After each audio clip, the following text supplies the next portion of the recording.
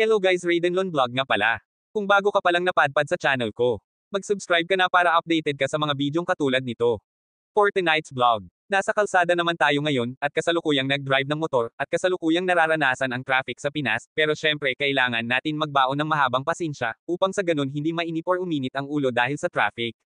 Kasalukuyang nasa likod ako ng kapwa ko motorista, at meron akong pagkakataon na unahan siya kasi maluwang naman, at yun nga inunahan ko siya, tapos paglagpas ko ayun na nga traffic huminto ako, nag-aabang naghihintay na umandar ang nasa unahan ng mga sasakyan.